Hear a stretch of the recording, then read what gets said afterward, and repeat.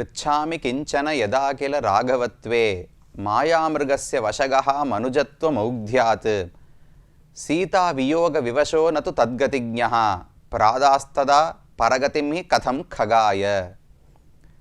இந்த ஸ்லோகம் கூரத்தாழ்வான் என்கிற ஆச்சாரியன் ஒரு ஸ்தோத்திரத்தில் ராமனை பற்றி பாடின ஸ்லோகம். ராமனிடத்திலே இக்கட்டான ஒரு கேள்வியை கூரத்தாழ்வான் முன்வைக்கிறார். ராமன் ஜட்டாயுவுக்கு மோட்சம் அளித்தார். அந்த கதை நாம் அனைவரும் அறிந்தது. ஆனால் அவர் எந்த நிலையிலே மோட்சம் அளித்தார் என்று சற்று ஆராய்ந்து பார்ப்போம்.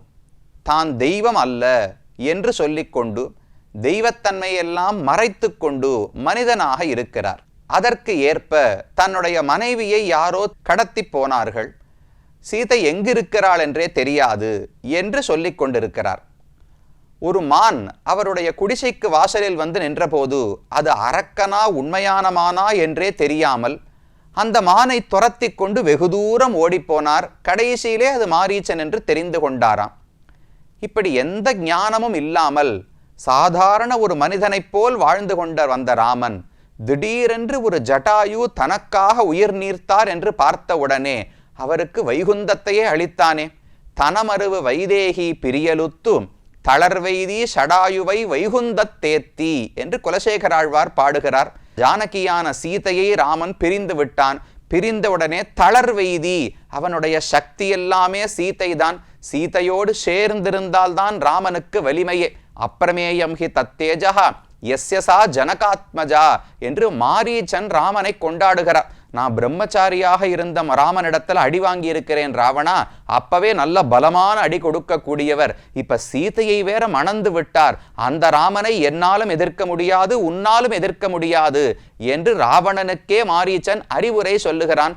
அந்த சீதை ராமனுக்கு உயிர் போன்றவள். அவளை பிரிந்தவுடனே தளர்ந்து விட்டார் ராமர். அப்ப இன்னும் தானே ஞானம் குறைந்திருக்க வேண்டும், சக்தி குறைந்திருக்க வேண்டும், துணிச்சல் குறைந்திருக்க வேண்டும்.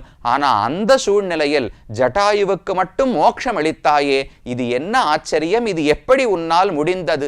நேர சீதையை மீட்பதற்கு தெரியவில்லையாம், ராவணனை எப்படி சந்திக்க வேண்டும்னு தெரியவில்லையாம். ஆனா மோட்சம் கொடுக்கும் வல்லமை மட்டும் ராமனுக்கு இருந்ததென்றால் அது ராமனே தன்னை அறியாமல் வெளிவந்த ஒரு க்ஷணம். ஜட்டாயுவினிடத்தில் இருந்த ஆசையாலே அவர் தனக்கு செய்த உதவிக்கு பதில் உதவியாக எதையும் செய்ய முடியாமல் அவருக்கு ராமன் மோட்சத்தையே அளித்தான். அதோடு நிற்காமல் ஈமைச் சடங்குகள், ஒரு பறவைக்கு ஈமைச் சடங்குகள் செய்ய வேண்டும்னு தேவையே கிடையாது. அதுவும் அந்த பறவைக்கு ஒரு தோஷம் இருந்தது. ராவணனாலே கொல்லப்பட்ட பறவை அல்லவா ராவணன், புலஸ்தியருக்கு மகன். அப்ப பிராமணனாக பிறந்திருந்தான். புலஸ்தியர் பிராமணரானபடியால் அவரால் கொல்லப்பட்டபடியால் அந்த பட்சிக்கு ஒரு தோஷம் இருந்தது. அது எதையும் பொருட்படுத்தாமல் உடனடியாக மோட்சத்தை கொடுத்து ஈமைச் சடங்குகளை செய்தான். இதே போல வேறு ஒரு கதையும் முன்னால் பார்த்திருக்கிறோம். திருவரங்கத்தினுடைய பெருமைகளை பார்க்கும்போது பெரிய நம்பிகள் என்று ராமானுஜருடைய ஆச்சாரியன், அவர் மாரநேரி நம்பி என்பவர் ஒருவருக்கு ஈமைச் சடங்குகளை செய்தார். அவரும் பிராமண குலத்தில் பிறக்கவில்லை. அவருக்கு பெரிய நம்பிகள் ஈமைச் சடங்குகளை செய்தார். அடுத்தது யுதிஷ்டிரன், பஞ்சபாண்டவர்களுக்குள் சிறந்தவன், தலைவன். அவன் விதுரனுக்கு ஈமைச் சடங்குகளை செய்தார். இதோ ராமன் ஜட்டாயுவுக்கு செய்தார். இதெல்லாம் என்ன உணர்த்துகிறது? பிறப்பு முக்கியம் கிடையாது. நாம் எப்படி வாழுகிறோம், பக்தியோடு இருக்கிறோமா, யாருக்காக உழைத்து இந்த உடலை விடுகிறோம் என்பதுதான் முக்கியம். அந்த சிறப்பு விதுரருக்கும் இருந்தது, ஜட்டாயுவுக்கும் இருந்தது, மாரநேரி நம்பிக்கும் இருந்தது. இதை பார்த்து நாம் புரிந்து கொள்ள வேண்டும் வாழ்க்கையில் எது முக்கியம் என்று. அந்த பெருமைகளை காட்டும் திருத்தலம்தான் திருப்புள்ளம்பூதங்குடி.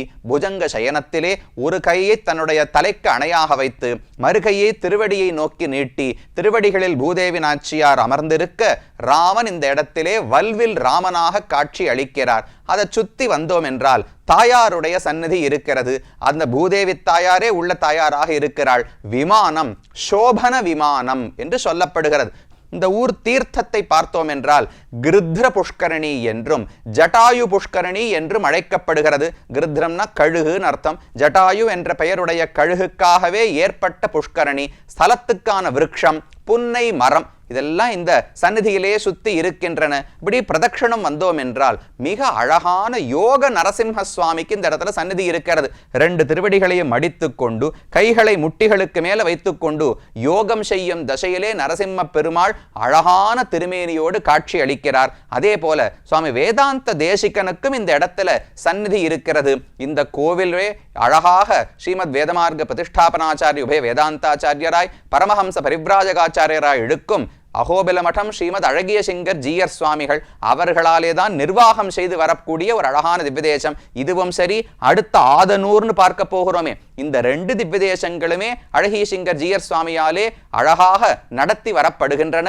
இதெல்லாம் இந்த ஊரினுடைய பெருமைகள். இன்னும் முக்கியமான ஒன்றை உங்கள்கிட்ட நான் சொல்லவே இல்லை, காட்டவும் இல்லை. உங்களுக்கே சந்தேகமா வந்திருக்கும், உற்சவரை பத்தி இன்னும் சொல்லவே இல்லையே சுவாமி.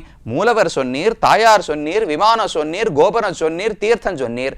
உற்சவர் எப்படி இருப்பார்னால் 4 தோள்களோடு ராமபிரானே உற்சவராக இருக்கிறார். சங்க சக்கரங்களை பிடித்துக் கொண்டு அபயஹஸ்தத்தையும் கதாஹஸ்தத்தையும் வைத்துக் கொண்டு கடிஹஸ்தத்தோடு பகவான் இந்த இடத்துல காட்சி அளிக்கிறார். ராமன் எதுக்கு 4 தோள்களோடு இருக்கிறார் என்றால் அது திருமங்கையாழ்வாருக்காக கொடுத்த காட்சி. திருமங்கையாழ்வார் ஒவ்வொரு ஊராக பாடிக்கொண்டு வருகிறார். அப்ப இங்க வரும்போது 2 தோள்களோடு, பகவானுக்கு மூலவருக்கு 2 கைகள் தானே, 2 கைகளோடு யாரோ ஒருத்தர் படுத்திருப்பதை பார்த்த உடனே இது பெருமாள் கிடையாது, வேறு ஏதோ ஒரு தெய்வம் போல் இருக்கிறது, அப்ப நாம் இவரை பாட வேண்டாம்னு சொல்லி இவரை புறக்கணித்து விட்டு மேலே புறப்பட்டு சென்று விட்டார் திருமங்கையாழ்வார். பகவான் பயந்தே போனார். ஐயோ, இவர் 2 பாட்டு பாடினாத்தான் நமக்கு திவ்யதேசம்னு எல்லாரும் கொண்டாடுவார்கள். எவ்வளவு ராமனுக்கு பெருமை கிடையாதா? அவர் பண்ண செயல் ஜட்டாயுவுக்கே மோட்சம் அளித்த செயல், அது பெருமை உடையதல்லவா? ஆனா இதெல்லாம் போராது, ஆழ்வார் 2 பாட்டு என்னை பத்தி பாட வேண்டும்னு பகவானுக்கு ஆசை. அதனால தாண்டி போன ஆழ்வாருக்கு பெரிய ஜோதிஷ், பெரிய ஒளியோட பகவான் காட்சி அளித்தாராம். அதை பார்த்தவர் திரும்ப வந்து நின்னால் அப்ப சங்க சக்கரங்களோடு பகவான் கட்டிஹஸ்தம் அபயஹஸ்தத்தோடு ராமனாக காட்சி அளித்தார். அவரைத்தான் உற்சவ மூர்த்தியாக இன்றும் நாம் சேவித்துக் கொள்ளுகிறோம். எப்படி அன்னைக்கு திருமங்கையாழ்வாருக்கு காட்சி அளித்தாரோ அதே போல் ராமனே இந்த இடத்துல உற்சவ மூர்த்தியாக இருக்கிறார். இதை சேவித்தவுடன் தான் ஆழ்வார் 10 பாசுரங்கள் தன்னுடைய பெரிய திருமொழியினுடைய 5ஆம் 10 முதல் திருமொழி 10 பாசுரங்கள் இந்த பெருமானை பார்த்து பாடுகிறார். அதுல தொடக்கமே தாம் பண்ண தப்பை ஒப்புக்கொண்டு ஆழ்வார் பாடுகிறார். அறிவதறியான் அனைத்துலகம் உடையான் என்னையாள் உடையான் குறிய மாணி உருவாய கூத்தன் மன்னி அமருமிடம் நரிய மலர்மேல் சுரும்பார்க்க எழிலார் மஞ்சை நடமாட பொறிகொள் சிறைவண்டு இசைபாடும் புள்ளம்பூதம் குடிதானே. 10 பாசுரங்களில் கடைசி வரி புள்ளம்பூதம் குடிதானே, புள்ளம்பூதம் குடிதானேன்னு வரும். இந்த ஊரினுடைய இயற்கை சூழல் அழகான பெருமையையும் சொல்லுகிறார், பெருமானுடைய பெருமைகளை சொல்லுகிறார். அறிவது அறியான். ஐயோ, இந்த பெருமாளை சட்டுன்னு புரிந்து கொள்ளவே முடியவில்லை, என்னால் கூட புரிந்து கொள்ள முடியவில்லையே. ஏன்னா தான் பார்த்து இது பெருமாள் என்று தெரிந்து கொள்ளாமல் தாண்டி போய்விட்டார் அல்லவா. பிறகு பகவானே அழைத்து தன் உருவத்தை காட்ட திரும்ப வந்திருக்கிறார். அப்ப ஆழ்வார் பாடுறார், அறிவதறியான். யாராக இருந்தாலும் இந்த பகவானை இன்னார் என்று புரிந்து கொண்டு விட முடியாது. ஆனால் 2மே உண்டு. நாம முயற்சி செய்து பார்க்க வேண்டும்னு முயன்றால் ஒரு நாளும் பகவானை கண்டுவிட முடியாது. ஆறும் ஓர் நிலைமையன அறிவறிய எம்பெருமான், ஆறும் ஓர் நிலைமையன அறிவெளிய எம்பெருமான் என்று நம்மாழ்வாருடைய பாசுரம். எப்பேற்பட்ட பிரம்மாவோ இந்திரனோ யாராக இருந்தாலும் இப்படிப்பட்டவர் நம் நாராயணன் என்று முழுவதுமாக தெரிந்து கொள்ளவே முடியாது. ஆனால் ஒரு சாதாரண பக்தன், ஒரு துருவன் 6 வயசு குழந்தை, பிரகலாதன் 5 வயசு குழந்தை, கோகுலத்தில் இருந்த பெண்கள், அங்கிருந்த ஒரு நாவல் பழம் விற்பவள், தயிர் விற்பவள் முதற்கொண்டு கண்ணன் தான் முழுமுதற் கடவுள்னு தெரிந்து கொண்டிருந்தார்கள். அப்ப என்ன பிறவி என்ன இதுன்னு முக்கியம் கிடையாது. நம் முயற்சியால் அறிய முயன்றால் ஒரு நாளும் அவரை தெரிஞ்சுக்க முடியாது. அவராக தேர்ந்தெடுத்து காட்ட முடிவெடுத்தால் தடுக்க முடியாது, அவரை முழுவதுமாக தெரிந்து கொண்டு விடுகிறோம். அறிவதறியான் அனைத்து உலகும் உடையான். உலகத்துக்கெல்லாம் இவர்தான் சுவாமி. நாம் தெரிந்து கொள்ளுகிறோமோ இல்லையோ உலகம் அவருடைய சொத்து தானே. என்னை ஆளுடையான், உலகமே அவருக்கு சொத்து, நான் மட்டும் அவருக்கு அடிபணிய மாட்டேன்னு நினைக்க வேண்டாம். நானும் அவருக்குத்தான் தொண்டன் குறிய மாணி உருவாய கூத்தன் மன்னி அமருமிடம். சின்ன வாமனமூர்த்தியாக வடிவெடுத்து கொண்டு மகாபலி இடத்துல பிச்சை எடுத்தாரே, அந்த பெருமான் மன்னி அமரும் இடம், தான் ஆசைப்பட்டு பொருந்தி இந்த இடத்தில் இருக்கிறார். இந்த இடம் எப்படிப்பட்டது? நரிய மலர் மேல் சுரும்ப ஆர்க்க அழகான புஷ்பம் இருக்கு, அதுக்கு மேல வண்டுகள் எல்லாம் வந்து தன் தேனை மொய்க்கின்றன, எழிலார் மங்கை நடமாட மயில்கள் எல்லாம் சுத்தி நடமாடுகின்றன, பொறிகொள் சிறை வண்டு இசை பாடும், அழகான சிறகுல கோடு கோடா போட்டிருக்கும் இல்லையோ, அதை போல உண்ட வண்டுகள் எல்லாம் இசை பாடிக்கொண்டு திரிந்து கொண்டிருக்கின்றன. இப்படிப்பட்ட புள்ளம்பூதம் குடி என்று இந்த ஊரை பற்றி பாடுகிறார். மற்றொரு பாசுரத்தில் இது ராமன் இருக்கும் இடம் என்றே பாடுகிறார். வெற்பால் மாறி பழுதாக்கி விரல்வாள் அரக்கர் தலைவந்தன் வற்பார் திரள்தோள் ஐநான்கும் துணித்த வல்வில் இராமனிடம் என்று ஆழ்வாருடைய பாட்டு. வல்வில் இராமன் ஆழ்வாரே மங்களாசாசனம் பண்ணுகிறார். வெற்பால் மாறி பழுதாக்கி, இது கிருஷ்ணாவதாரத்தினுடைய கதை. வெற்புன மலை, பெரிய கோவர்தன மலையை தூக்கி மாறி பழுதாக்கி, மழையாலே இவர்களை கொல்ல வேண்டும், அப்படியே மூழ்கடிக்க வேண்டும்னு இந்திரன் முடிவெடுத்தான். அதை பழுதாக்கி அதை பொய்யாக ஆக்கி கோவர்தனத்தால ரட்சித்தாரே பகவான். இது கண்ணன் பண்ண சரித்திரம். அதற்கு மேலே விரல் வாழ் அரக்கர் தலைவந்தன், நல்ல வலிமை உடைய வாளை ஏந்திய அரக்கர்களுக்கு தலைவனான ராவணன். அந்த ராவணனுடைய வற்பு ஆர் திரள் தோள் ஐநான்கும், நல்ல திரண்ட தோள்.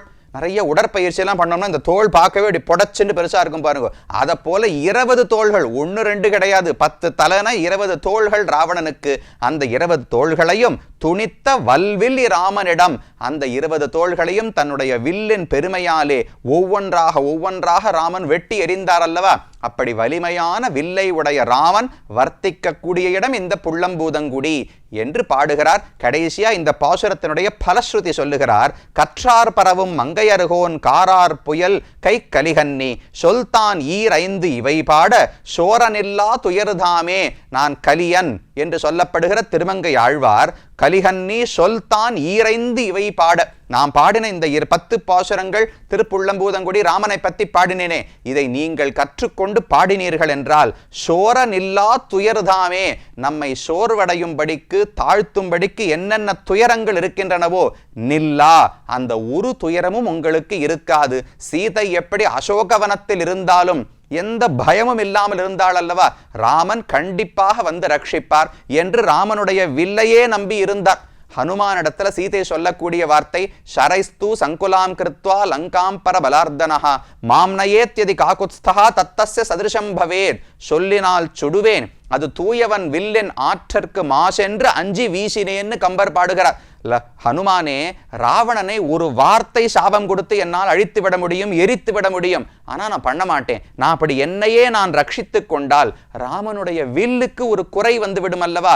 ராமன் வில்லைத்தான் நான் எதிர்பார்த்திருப்பேனே தவிர என்னுடைய சொல்லை கொண்டு நான் என்னை காத்து கொள்ள மாட்டேன் என்று சீதை தான் தன்னுடைய நிலையை காட்டினாள். அதே போல நாமும் ராமனுடைய பெருமையை புரிந்து கொண்டு ராமனை புஜங்க சயனத்திலே இந்த வல்வில் ராமனாக சேவித்துக் கொண்டு ஆழ்வாருடைய பாசுரங்களையும் சொன்னோம் என்றால் சோர நில்லா துயர்தாமே, நம்மை சோர்வடைய வைக்கும் எந்த துயரங்களும் நிற்காது. ஆனந்தமாக ராமபிரான் அனுகிரகத்தோடு அவர் எப்படி அயோத்தி மக்களை எல்லாம் மோட்சத்துக்கு அழைத்துக் கொண்டு போனாரோ, ஜட்டாயுவுக்கு மோட்சம் அளித்தாரோ, அதே மோட்சத்தை நமக்கும் நல்குவார். நாமும் ஆனந்தத்திலே திளைக்கலாம். இந்த ஊரிலே திருப்புள்ளம்பூதங்குடியிலே ராமனுடைய பெருமை, ஜட்டாயுவனுடைய மகாத்மியம், அவர் செய்த தியாகத்தினுடைய சிறப்பு, இது அனைத்தையும் தெரிந்து கொண்டு அடுத்து மற்றொரு அழகான திவ்யதேசம் திரு ஆதனூரை நோக்கி நகர்வோம்.